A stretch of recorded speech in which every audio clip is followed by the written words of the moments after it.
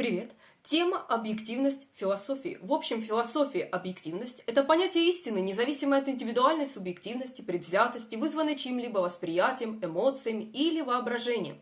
Предложение считается обладающим объективной истинностью, когда его условия истинности выполняются без предвзятости.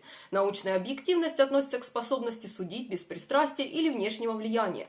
Объективность в моральных рамках требует, чтобы моральные кодексы оценивались на основе благополучия людей в обществе, которые следуют им. Моральная объективность также требует, чтобы моральные кодексы сравнивались друг с другом с помощью набора универсальных фактов, а не с помощью субъективности.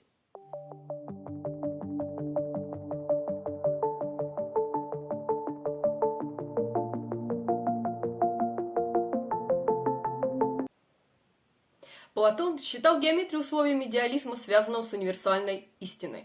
Его противопоставление объективности и мнения стало основой для философий, нацеленных на решение вопросов реальности, истины и существования. Он рассматривал мнения как принадлежащие к изменчивой сфере чувств, противоположность фиксированной, вечной, познаваемой бестелесности. Там, где Платон проводил различия между тем, как мы познаем вещи, и их онтологическим статусом, субъективизм, такой как у Джорджа Беркли, зависит от восприятия. В терминах Платона критика субъективизма заключается в том, что трудно провести различие между знанием, мнениями и субъективным знанием. Платоновский идеализм – это форма метафизического объективизма, утверждающая, что идеи существуют независимо от индивида. С другой стороны, эмпирический идеализм Беркли утверждает, что вещи существуют только так, как они воспринимаются. Оба подхода могут похвастаться попыткой объективности. Определение объективности Платона можно найти в его эпистемологии, основанной на математике и в его метафизике, где знание онтологического статуса объектов и идей устойчиво к изменениям. В противовес методу дедукции философа Рене Декарта Исаак Ньютон применил относительно объективный научный метод для поиска доказательств, прежде чем формировать гипотезу. Частично в ответ на рационализм Иммануила Канта логик Готтлоб Фреге применил объективность к своей эпистемологической и метафизической философии. Если бы реальность существовала независимо от сознания, то аналогически включала бы в себя множество неописуемых форм. Объективность требует определения истины, сформированного предложениями со значением истинности. Попытка сформировать объективную конструкцию включает в себя онтологические обязательства по отношению к реальности объектов. Реалисты полагаются на восприятие как на ключ к наблюдению объективной реальности, в то время как инструменталисты считают, что наблюдения полезны для прогнозирования объективной реальности. Концепции, которые охватывают эти идеи, важны в философии науки. Философия сознания же исследует, зависит ли объективность от постоянства восприятия.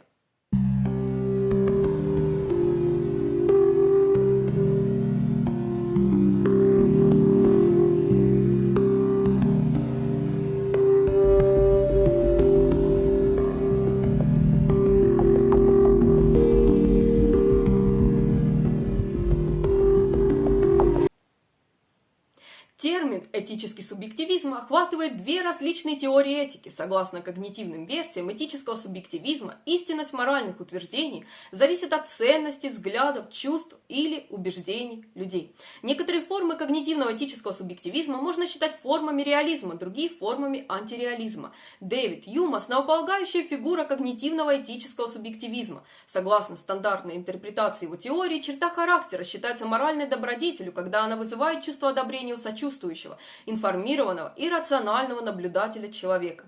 Аналогичным образом, теория идеального наблюдателя Родерика Ферта утверждала, что правильные действия – это те, которые одобрил бы беспристрастный, рациональный наблюдатель.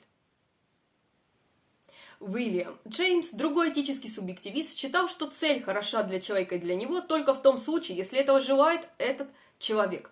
Согласно некогнитивным версиям этического субъективизма, таким как эмотивизм, экспрессивизм и так далее, этические утверждения вообще не могут быть истинными или ложными, скорее они являются выражением личных чувств.